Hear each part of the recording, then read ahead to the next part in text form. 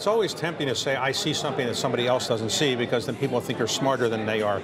But I actually don't see it. I've been saying for the last couple of years at some point we're going to have a recession, but I don't see it coming. The signs we have from our companies, we own 275 companies. All of them around the world seem to be doing pretty well. We don't see anything this year or next year, so the economy is doing quite well. Now, it won't go on forever, but nothing in the near term do I see leading to a recession. So what you would be watching for signs in those 275 companies that you hold? Yes, we correlate their performance each quarter with macroeconomic numbers, and we don't see any sign that there's any slowdown in orders or things like that. So right now, we're pretty happy with where the global economy is going. As a money manager, you probably worry about things, though. If there was something you had to worry about, what would it be?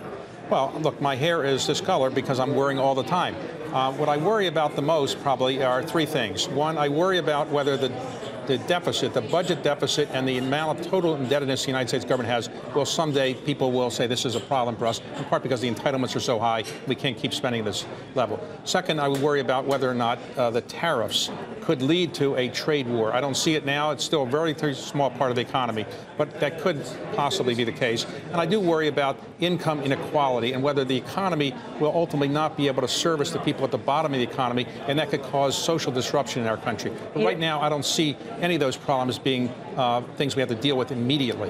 You didn't mention the yield curve, where people really fret about the fact that we just heard Kayla Tauscher report on the Beige Book. They are getting reports that companies are struggling to fill jobs. One company in Oregon said they were going to get a loan so that they could automate the business because they can't get people. And yet, the 10-year yield, meh.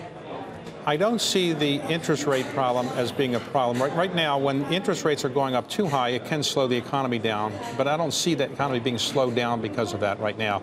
We think the economy is in reasonably good shape and can take 2 more 25 basis point increases this year without any real disruption. Tariffs, earlier today we heard from Larry Kudlow, who had some fairly strong language when it came to China, that certainly at least left those who listened to him in the belief that things are not going to get better, at least not before they get worse. You say you don't see signs of it yet. What would be a significant signpost for you to say, wait a second, it is getting worse? Let me put it in context. Generally, we have an $80 trillion global economy, $80 trillion. And the tariffs are now roughly $150 billion. So it's very, very modest, and it doesn't really affect anything.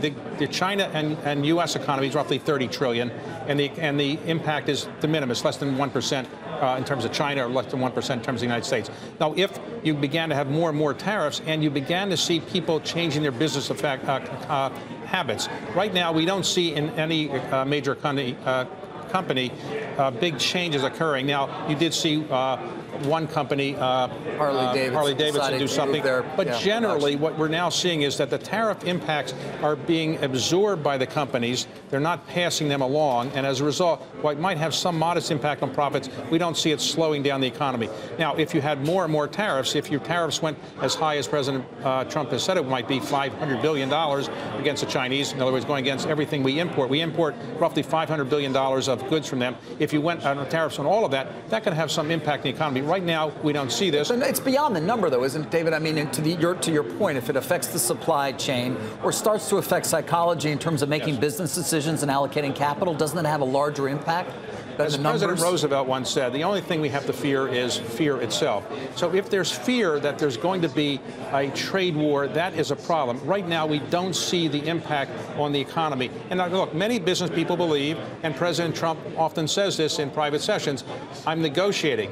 Give me some flexibility to negotiate. I'll get a better deal. So people don't see this as being a long-term. They see it as a negotiating posture. How easy is it to find companies that you want to invest in right now?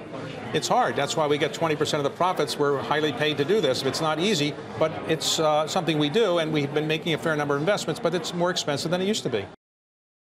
Hey there, thanks for checking out CNBC on YouTube. Be sure to subscribe to stay up to date on all of the day's biggest stories. You can also click on any of the videos around me to watch the latest from CNBC. Thanks for watching.